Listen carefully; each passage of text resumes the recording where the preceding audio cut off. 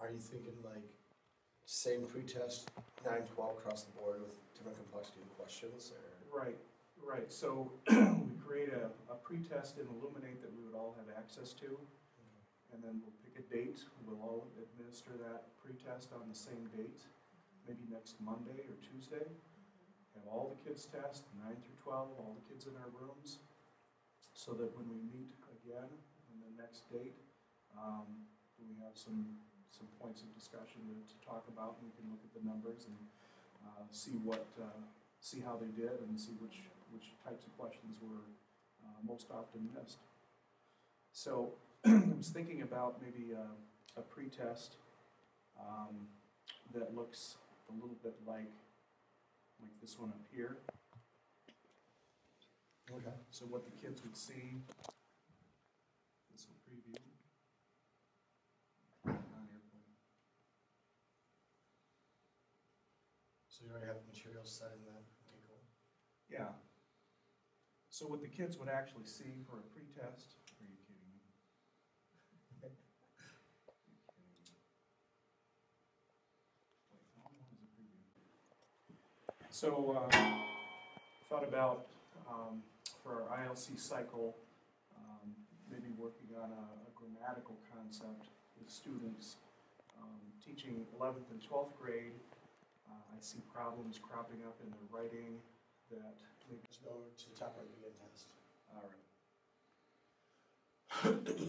So maybe something as simple as this. The kids have they have a 50-50 shot at it. It's pretty low stress.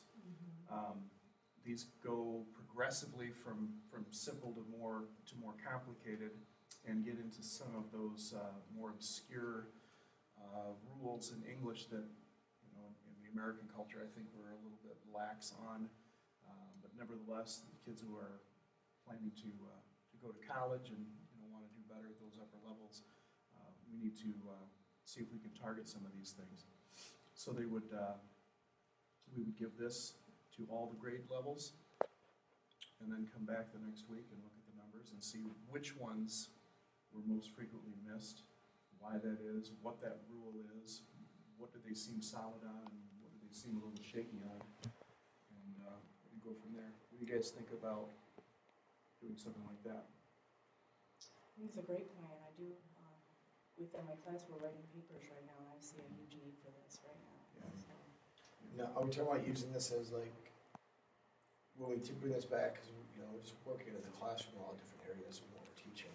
Are we talking about using it like as bell work, so we can have like a 5-10 minute main lesson every day, or break it up 3 times a week, or? Right. Because I that's where I see this as. I mean, everything you read on grammar, teach it as it's needed, use students as examples as much as possible, and then have them practice with it. Sure. So. Yeah. So with the iPads and with Notability, so we have some resources available in PDF form that would give them good practice on this, and then load that into Schoology, and have the kids come in and just have the documents in there for them to use. They come in, you give them just a little bit of instruction to get them to get the document into Notability, and then once it's there and saved there, then as just kind of a routine for bell work, they come in each day and maybe you just do 5 sentences, and it's just a kind of a quick way to start the day. And they're engaged in that while you're taking attendance. You can walk around, and just 5 a day. I think is a nice pace. And this is those resources you got from the CD from the textbook when you ordered it, and you shared to us, right? Right. Okay. So I can kind of show you real quick in action what that would look like. 629. Yep. 0666. Okay. So let me go full screen here so we can see this real quick and zoom in. Yep. So we've talked about using the CD resources from the text to create grammar practice for the year. Now we're looking at our standards, identifying alignment. So if we look at the Common Core standards, because it's not specific about subject-verb agreement, I was thinking for 9th and 10th grade and 11th, 12th grade, we could just use L.9-10.1, which talks about the command of the conventions of standard English grammar and usage with writing or speaking. Right. So do you guys? Right. That's consistent for both the way the Common Core has it divided. 9th and 10th is always grouped. 11th, 12th always grouped. And yeah, there is no difference in the wording of that. But the implication is that within those identical standards, at the various grade levels, it means something different. So with 9th and 10th, if you were to actually break that down more, you know, they would have some specific targeted areas. So, yeah, so that's fine.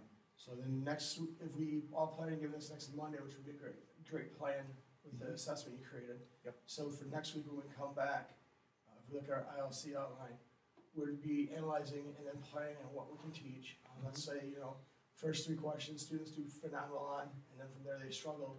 But, you know, we can come back and look at what we're teaching and why, organize the plan, and then 2-3 weeks down the road, we can come back and be ready to reflect and respond based on what we're doing.